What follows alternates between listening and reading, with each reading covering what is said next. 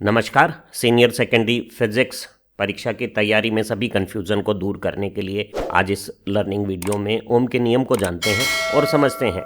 एक विद्युत परिपथ में प्रतिरोध क्या गुण है, विभव और धारा के साथ प्रतिरोध का V = IR ओम का नियम क्या अर्थ रखता है और प्रतिरोधकता क्या है और इसे कौन से कारक प्रभावित करते हैं, समझते हैं। ओम का नियम, प्रतिरोध और प्रतिरोधकता।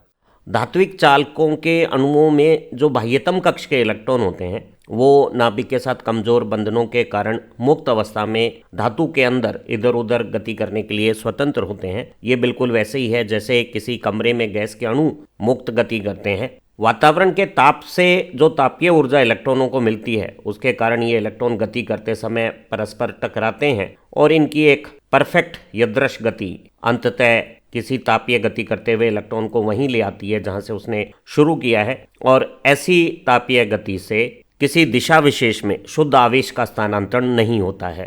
यदि किसी चालक की लंबाई के सिरों पर कोई विद्युत वाहक बल या विभव का स्रोत लगाते हैं तो यही मुक्त इलेक्ट्रॉन विभव स्रोत द्वारा बनाए गए विद्युत क्षेत्र की दिशा से विपरीत दिशा में बलपूर्वक अपवाह गति करने लगते हैं। मुक्त इलेक्ट्रॉनों की इस तरह की अपवाह गति से परिपथ में आवेश का प्रवाह होता है और प्रति एकांक समय प्रवाहित आवेश की मात्रा को परिपथ की धारा कहते हैं। हम परिपथ में धारा, प्रवाहित आवेश और आवेश प्रवाह में लगे समय के अनुपात से ज्ञात कर सकते हैं। धारा के मापन को अगर आवेश को कूलाम और समय को सेकंड में नापा जाए तो कूलाम पर सेकंड में नापा जा सकता है और इसे हम एक नया नाम एम्पियर से समझते हैं। और एक परिपथ में आवेश की समय प्रवाह दर या धारा का मापन एमीटर से किया जाता है और इसे मापे जाने वाले परिपथ के श्रेणी में लगाया जाता है और एमीटर एम्पियर में परिपथ की धारा का मापन करते हैं।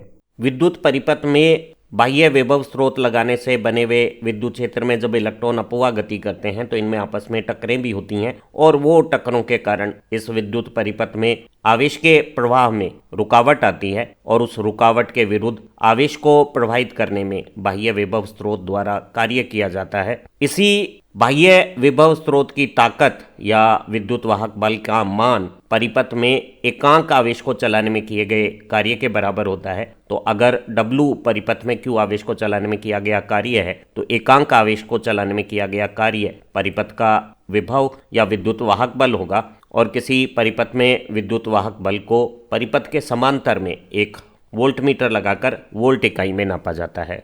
हमने जाना कि किसी विद्युत परिपथ में विभवांतर या विद्युत वाहक बल एकांक आवेश को चलाने में किया गया कार्य के बराबर है और इसे वोल्ट इकाई में नापा जाता है। और परिपथ में बहने वाली धारा प्रति एकांक समय प्रवाहित आवेश की मात्रा है। और 1826 में जॉर्ज साइमन ओम ने किसी विद्युत परिपथ में सिरों पर लगाए गए विभवांतर और परिपथ में बहने वाली धारा के बीच में संबंध मूल बिंदु से जाती हुई सरल रेखा के रूप में पाया। और इस संबंध के अनुसार, और ये समानुपाती संबंध ही ओम का नियम कहलाता है। ओम के नियम के अनुसार यदि चालक की भौतिक अवस्थाएं जैसे आंतरिक संरचना, ताप इत्यादि स्थिर रहे तो उसमें आर पार बहने वाली धारा उसके सिरों पर लगाए गए विभवांतर के समानुपाती है, जैसा कि मूल बिंदु से गुजरती हुई ये सरल रेखा विभव और धारा के बीच में संबंध को बता रही है। इस समानुपाती संबंध को बराबर का समीकरण बनाया जा सकता है और जो स्थिरांक जिसे हमने कैपिटल R से शो किया गया है उसे परिपथ का प्रतिरोध कहते हैं। और ये V = IR संबंध ओम का नियम कहलाता है।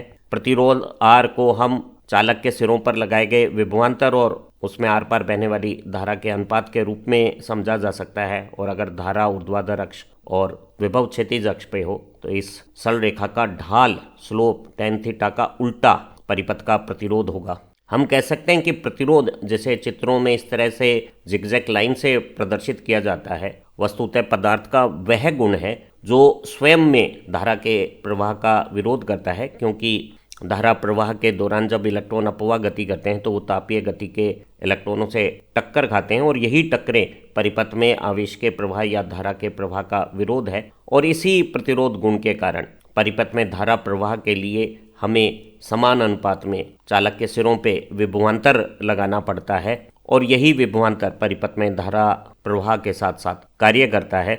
और प्रतिरोध के विरुद्ध विभवांतर द्वारा आवेश प्रवाह में जो कार्य किया जाता है वो वस्तुतः विद्युत ऊर्जा को ऊष्मा ऊर्जा में बदल देता है। समानुपाती संबंध V और I को अगर बराबर का समीकरण बनाएं और V = IR लिखें तो यही ओम का नियम हो जाता है। और इस ओम के नियम के अनुसार ये जो प्रतिरोध R है, जो परिपथ में सिरों पर लगाए गए विभवांतर और उसमें बहने वाली धारा का अनुपात है, इसे हम वोल्ट और एम्पियर के अनुपात को ओम इकाई में नापते हैं। और किसी परिपथ में अगर चालन की भौतिक अवस्थाएं स्थिर रहती है, चालक की ज्यामिति, आंतरिक संरचना और ताप इत्यादि नहीं बदलते हैं, तो परिपथ का प्रतिरोध विभव और धारा के मान के ऊपर निर्भर नहीं करता, क्योंकि अगर हम विभव को 2 गुना करते हैं तो धारा भी 2 गुना हो जाएगी और अनुपात वही का वही रहेगा। लेकिन परिपथ का प्रतिरोध चालक की ज्यामिति पर निर्भर करता है और परिपथ का प्रतिरोध चालक की लंबाई के समानुपाती होता है, जिसका भावार्थ है कि अगर हम लंबाई को 5 गुना कर देंगे तो प्रतिरोध का मान भी 5 गुना हो जाएगा। साथ ही साथ परिपथ का प्रतिरोध चालक के धारा प्रवाह वाले काट क्षेत्रफल के साथ व्युत्क्रमानुपाती संबंध रखता है। अर्थात अगर हम चालक को अधिक मोटा कर देते हैं, उसका काट एरिया 2 गुना कर देते हैं, तो परिपथ में धारा प्रवाह का प्रतिरोध आधा रह जाएगा। लंबाई के समानुपाती काट क्षेत्रफल से व्युत्क्रमानुपाती संबंध को बराबर का समीकरण बनाते हुए हम एक स्थिरांक रो प्रतिरोधकता का इस्तेमाल करते हैं और हम कह सकते हैं कि अगर चालक की लंबाई एकांक हो, काट एरिया एकांक हो, तो उसके प्रतिरोध को पदार्थ की प्रतिरोधकता कहा जा सकता है। एकांक लंबाई और एकांक काट क्षेत्रफल वाले चालक के प्रतिरोध को ही पदार्थ की प्रतिरोधकता कहते हैं। और प्रतिरोधकता यहाँ सिग्मा चालकता कहलाती है, चालकता की व्युत्क्रम है। और चालकता पदार्थ की प्रकृति, एकांक आयतन में मुक्त आवेशवाहकों की संख्या कितनी है और अपवागति करते समय इलेक्ट्रॉन टकरें किस तरह से करते हैं, उस आधार पर निर्धारित होने वाली गतिशीलता पर निर्भर करती है। तो हम कह सकते हैं कि किसी पदार्थ की प्रतिरोधकता चालक की प्रकृति, आंतरिक संरचना और ताप जैसे कारकों से निर्धारित होती है। और एक पदार्थ का प्रतिरोध चालक की ज्यामिति, लंबाई, काट एरिया के साथ साथ प्रतिरोधकता पर भी निर्भरता रखती है। तो हम कह सकते हैं कि प्रतिरोध चालक की प्रकृति, आंतरिक संरचना, ताप के अलावा उसकी ज्यामिति, लंबाई और काट एरिया पर निर्भर करता है। और चालक की प्रतिरोधकता पदार्थ की प्रकृति, आंतरिक संरचना और ताप पर निर्भर करती है।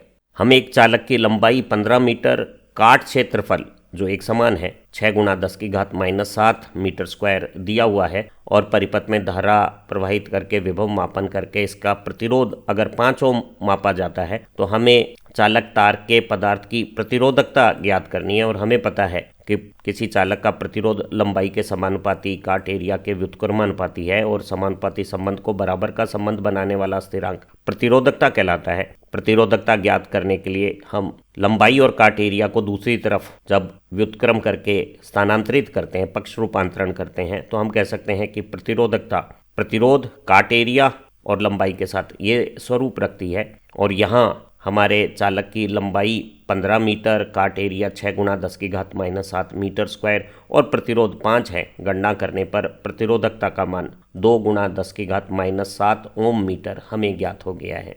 यहाँ हम प्रतिरोधकता को परिभाषित भी कर सकते हैं। एकांक लंबाई और एकांक काट क्षेत्रफल वाले तार का प्रतिरोध ही उसकी प्रतिरोधकता है। एक संभावित प्रश्न के साथ आज की लर्निंग वीडियो समाप्त करते हैं। हमें एक R प्रतिरोध का एक समान काट क्षेत्रफल की तार दी गई थी और उसे एक बेलन में खींचकर हमने 2 गुना लंबा कर दिया है। तो हमें इस तार के प्रतिरोध और प्रतिरोधकता में क्या परिवर्तन होगा उसे ज्ञात करना है। जब हमने चालक को बेलन से खींचकर लंबा किया है तो तार की आंतरिक संरचना और दूसरी भौतिक स्थितियां नहीं बदली हैं और ऐसी स्थिति में बदली हुई ज्यामिति और आकार होने के बावजूद भी तार की प्रतिरोधकता जो चालक पदार्थ और आंतरिक संरचना पर निर्भर करती है वह वही रहेगी। तो इस स्थिति में तार को खींचकर लंबा करने पर भी उसकी प्रतिरोधकता में कोई परिवर्तन नहीं होगा, लेकिन ज्यामिति बदली है इसलिए प्रतिरोध के मान में परिवर्तन हो जाएगा। क्योंकि कोई अतिरिक्त पदार्थ नहीं जोड़ा गया है इसलिए आयतन स्थिर रहेगा और क्योंकि नई लंबाई 2 गुनी हो गई है तो काट क्षेत्रफल लंबाई और एरिया का गुणनफल यथावत रहेगा। तो नया जो काट क्षेत्रफल है उसे पुराने काट क्षेत्रफल के साथ अगर हम हल करें तो पाते हैं कि वो आधा रह जाएगा। और हमें पता है कि रेजिस्टेंस लंबाई के समानुपाती और काट एरिया के व्युत्क्रमानुपाती है। नई लंबाई पुरानी लंबाई की 2 गुनी है और नया एरिया पुराने एरिया का आधा है तो ये अनुपात भी 2 हो गया है और हम पाएंगे कि प्रतिरोध का अनुपात लंबाई को खींचकर लंबा करने पर लंबाई के वर्ग अनुपात में 4 गुना हो गया है। अगर इसी प्रश्न में तार को खींचकर 3 गुना लंबा किया हुआ होता तो प्रतिरोधकता एक बार फिर नहीं बदलती और प्रतिरोध 9 गुना हो जाता। उम्मीद है इस छोटी वीडियो से आप ओम के नियम, प्रतिरोध और प्रतिरोधकता को अच्छी तरह से समझ गए होंगे। इसी कंफ्यूज्ड इन फिजिक्स श्रृंखला की दूसरी लर्निंग वीडियो से आपकी विषय समझ और परीक्षा में अंक सुधार निश्चित रूप से होगा। आप अच्छा पढ़ें, तरक्की करें। Have nice time. Thank you very much.